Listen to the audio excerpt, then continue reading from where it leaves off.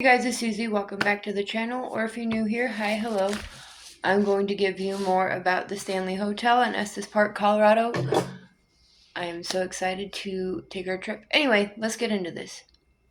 Here's Johnny. The Stanley Hotel in Estes Park, Colorado is hands down one of the most haunted and terrifying places in America. Ever since Stephen King's 1977 novel, The Shining, inspired the hit movie of the same name, terrifying images have been forever burned into the minds of all its viewers, willingly or unwillingly. If you've ever exited an elevator into a long, ominous, badly carpeted stretch of hotel real estate, you immediately conjure flashbacks of the twin girls in blue dresses at the end of the most horrifying hotel hallway in history. Before entering the bathroom on the first night of your stay in a creepy hotel, do you hear the screams that followed the discovery of decomposing corpses in bathtubs? What about tidal waves of blood crashing toward you until you wake up in a cold sweat, realizing it was just a nightmare, you hope? Does red rum mean anything to you? Despite not being filmed at the actual hotel, these scenes are now synonymous with the Stanley Hotel. Although the novel The Shining inspired the cult classic film, it was a real supernatural experience led by Stephen King on the second floor in room 217 that shocked his imagination into creating the characters and storyline of the book.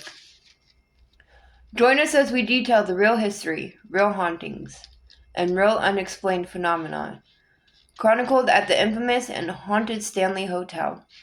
Follow along as we investigate the portal that lurks within the shadows on the century-old property. Over the years, the ghosts that birthed many a haunting have lingered well past checkout time.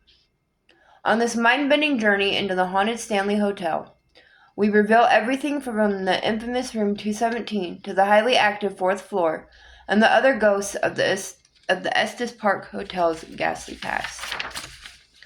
Why is the Stanley Hotel haunted? The Stanley Hotel is home to numerous hauntings, which many say are caused by a portal hovering over the grand staircase. Mirrors facing each other allow spirits to enter freely into the world of the living.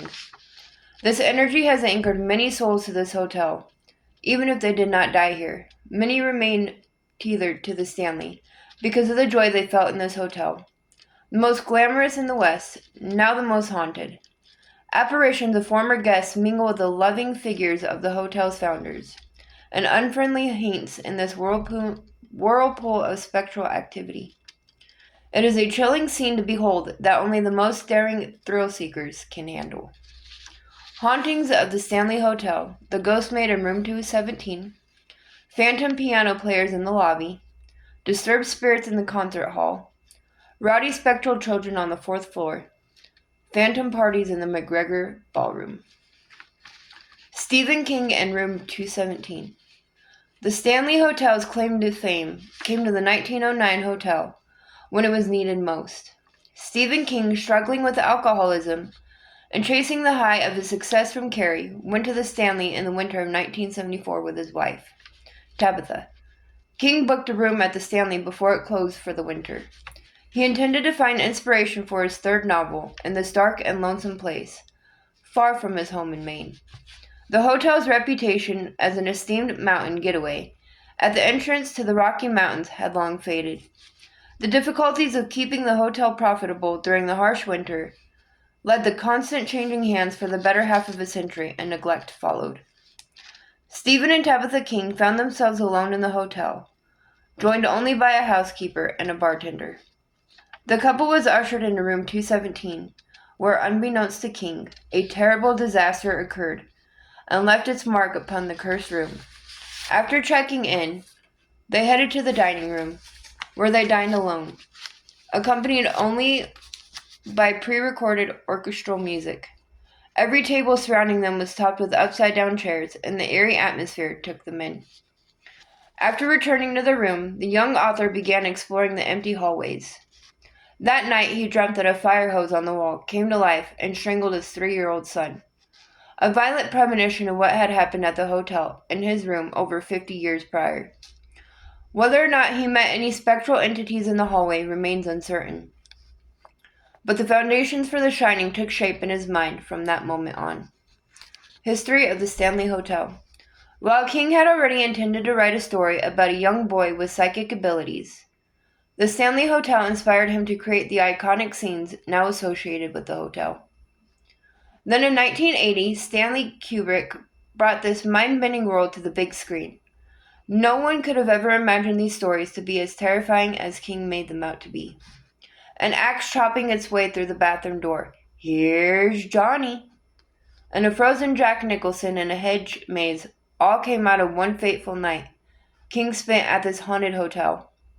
Consequently, many aspects of the hotel today, such as its hedge maze, were installed after the movie. But what came before all of this? Let's examine the Stanley Hotel's history before we explore the hauntings that attract guests from around the world to its door every year. It all began with a tuberculosis-riddled automobile pioneer and inventor named Freeland Oscar Stanley. This enigmatic figure forever haunts Estes Park and has become a legend in Colorado's haunted past. Who is Freeland Oscar Stanley?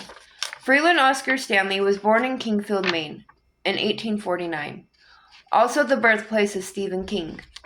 Were their fates tied together from the start? Could the ethereal entities residing in the Stanley have planned this whole ordeal? The similarities between reality and fiction run deep in this timeline. From a young age, F.O. Stanley and his twin brother Francis Edgar Stanley exhibited an inclination toward entrepreneurship and engineering.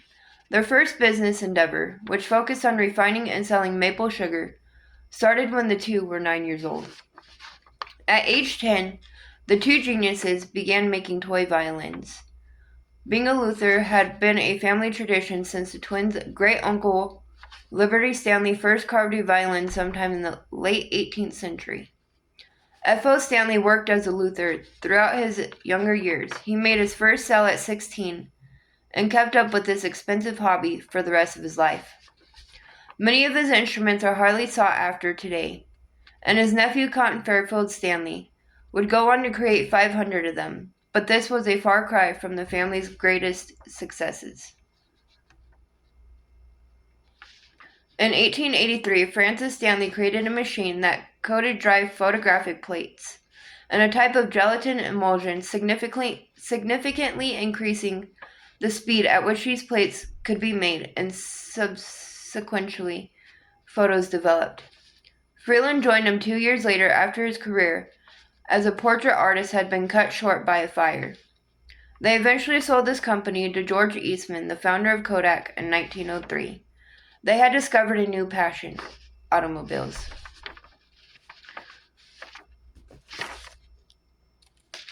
I'm going to skip over the rest of this.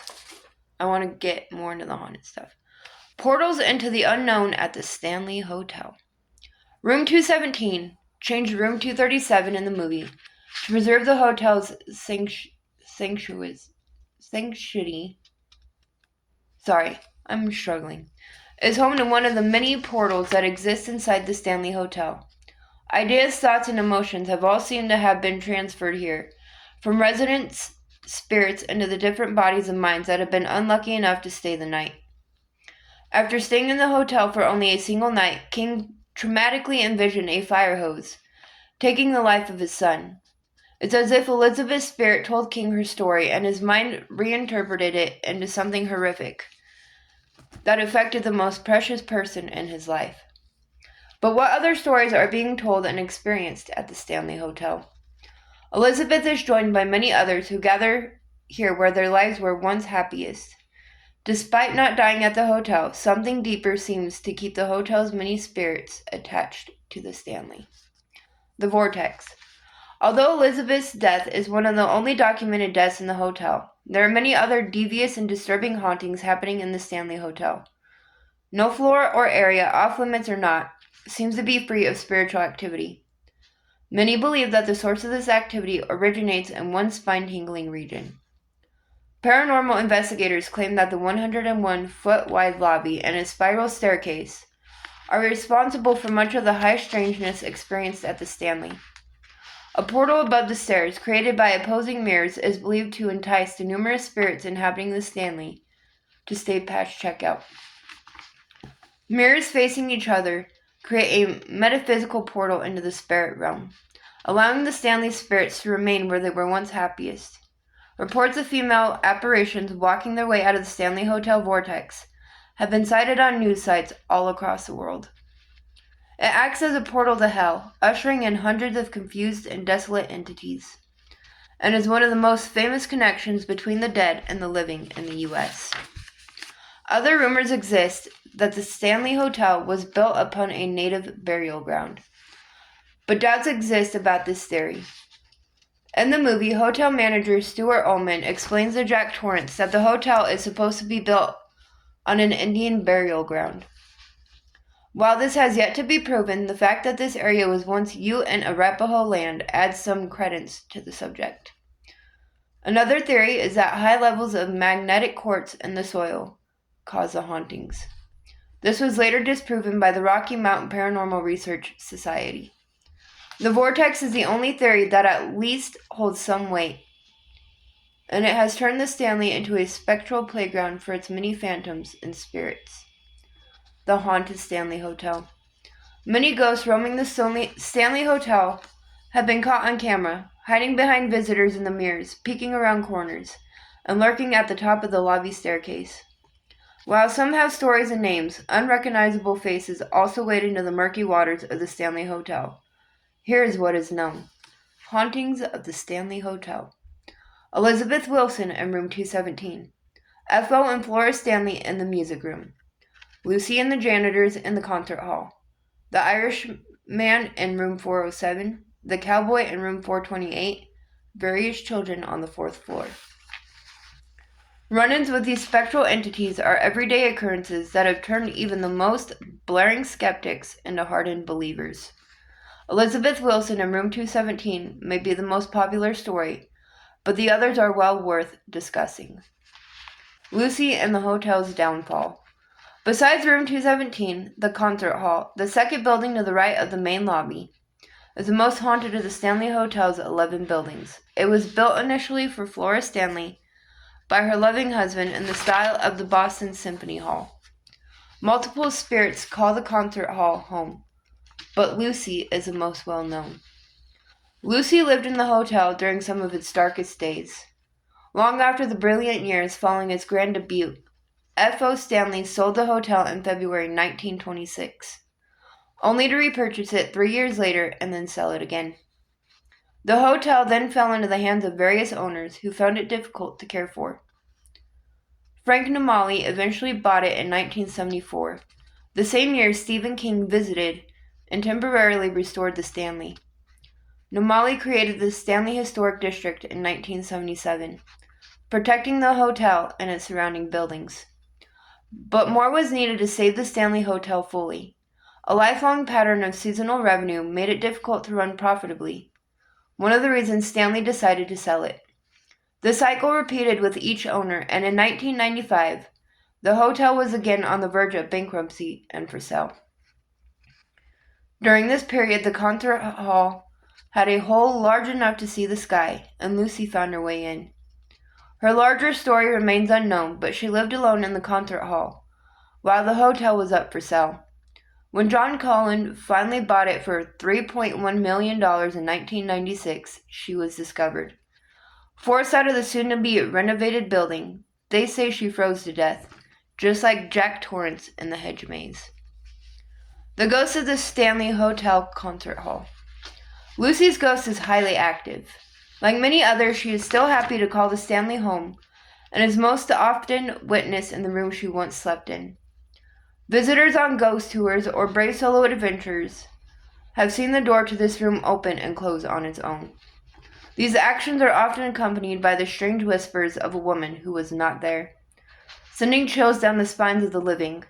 Fodder for nightmares, the concert hall is a terrifying section of the hotel.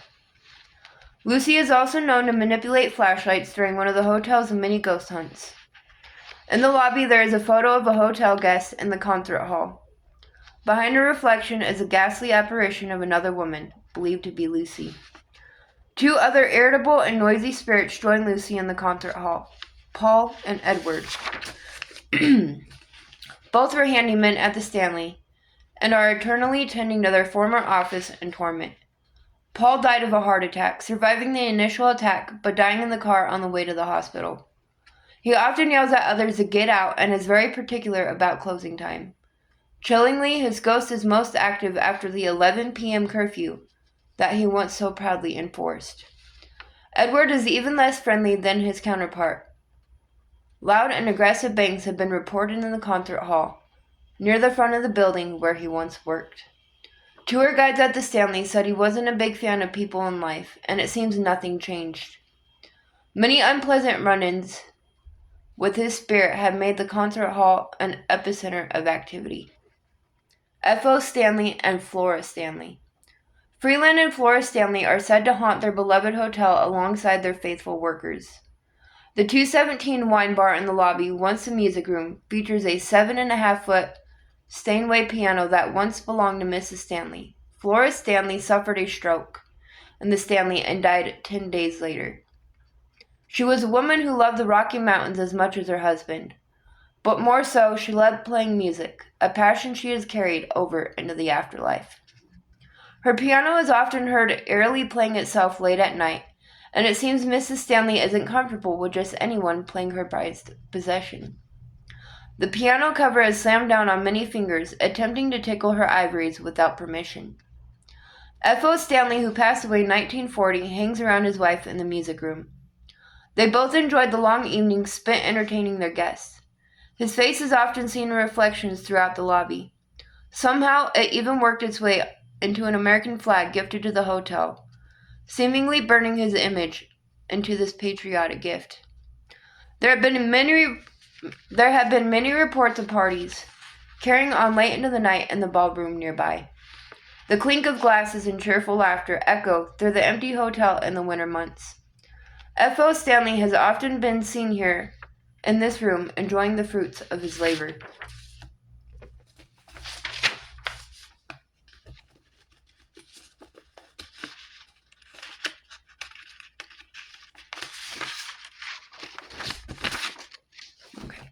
The Overlook Hotel, real life. Are they real? Was any of it real? These are the same questions one is left asking themselves after watching The Shining, even if it's for the 18th time. Stephen King may have thought the same thing when he left Estes Park that winter. King said there was only one bartender and a housekeeper there that evening. Did they exist, or were they the apparitions of F.O. Stanley and Elizabeth Wilson welcoming an author searching for his next big hit? The Stanley Hotel is a playground for the living and a home for the dead. It's a special place where the many guests of the Stanley are immortalized in our minds and imaginations. Who are the ghost children of the fourth floor? We may never know. Any number of people could have visited the Stanley early in life and decided to return to that simple time. F.O. is still watching over them, whether by coincidence or not. King's interaction with the magic residing within the Stanley kept the glamorous hotel alive just a little longer. The flickering electricity of Stanley's hydro plant may have done the same for the many souls hunkering down in the old hotel. The similarities between Stephen King's imagination and the story of the Stanley are plentiful. F.O. Stanley and his twin brother echo the twin girls in the hallway, the boiler room, the lone and mysterious bartender, and the frozen corpse of a madman. They all draw inspiration from the Stanley's twisted story, even if they are taken out of time and place. But none of that matters when you are in good company at the Stanley Hotel. America's most haunted. The United States is full of haunted locations that fascinate and strike fear in our hearts. Many have surface-level stories that are more complex than they appear. Continue reading our series on America's most haunted places if you enjoyed this in-depth look into the world of the Stanley Hotel. There are many more goosebumps to be had across the United States. Gather your things and come along with us U.S. Ghost Adventures to explore them all. The fourth floor, the Cowboy and the Irishman. The fourth floor of the main building is even more filled with the unending dead than the lobby. Small ghost children have been spotted running around the floor. Many visitors leave lollipops for them as small treats, only to find many of them moved to new and hard-to-reach locations the following day. While this may seem sweet, the rest of the floor is not so innocent. Hiding in rooms 407 and 428, the Irishman and the cowboy have become infamous figures in the hotel.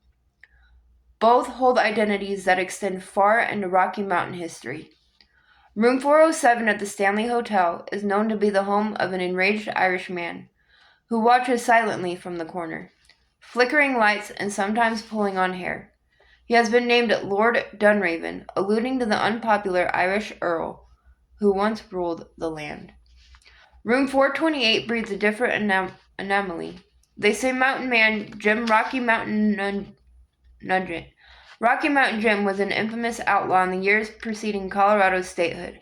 Half his face was disfigured from a grizzly bear fight, and his name struck fear in the hearts of people across the Rockies. He opposed Lord Dunraven purchasing his land in the 1870s and was shot for it, dying months later with a bullet lodged in his brain. Guests in room 428 say they feel the presence of a man sitting at the foot of their bed. Female guests have even reported the tickle of phantom lips brushing them awake in the middle of the night. The Stanley Hotel is a place where history comes alive. The spirits of Lord Dunraven and Rocky Mountain Jim have re-entered Estes Park, a place they loved violently. Through the vortex, like the rest, it is uncertain that they will ever leave. The explosion in room 217. 2 years after its opening to the public, the Stanley Hotel experienced the largest disaster in its history, if not Estes Park's. On the evening of Sunday, June 25, 1911, at 7:50 p.m., a colossal explosion alerted the villagers of Estes Park that something was wrong. While the boom was heard from over a mile away, it originated directly below room 217 and would alter the history of the Stanley Hotel forever. A gas buildup between the dining room and the second floor created tremendous pressure between the hotel's walls. Although electricity was readily available to the hotel's guests, F.O. Stanley had installed a gas generator in his nearby manor and gas lamps in each room in case of power outages. The hotel had just been piped for gas usage the winter prior, and up until then, the system had never been used. That morning, there was an indication that the electrical plant was having issues that could lead to failure. In response, staff was instructed to activate the gas system. The pipes filled with the odorless gas for the first time. They had likely not been tested, and the pressure led to the formation of a small leak above the dining room. Head chambermaid Elizabeth Lizzie Wilson, or Lettenberger, as she is referred to in one newspaper article, ignited the escaping gas when she lit a candle in room 217. Reports of the explosive event claim that a bathtub flew up into the air. Several doors were blown off their hinges, and at least 10 plate glass windows on the ground floor below the room shattered. The explosion destroyed 10% of the 70,000 square foot hotel and all of the West Wing. The damages were estimated to be $10,000, but the real damage had yet to emerge. And that is the end of this video, my friends. I hope you all enjoyed it. If you did, please give it a thumbs up. And again, if you want to hear all about my trip with my friends to the Stanley Hotel, let me know down in the comment section down below, and I can upload that sometime next week. That being said, I hope you all have a great rest of your morning, day, afternoon, evening, night, whenever y'all are watching this. If you watch this, thank you so much for being here, and I will see you guys again soon with another video.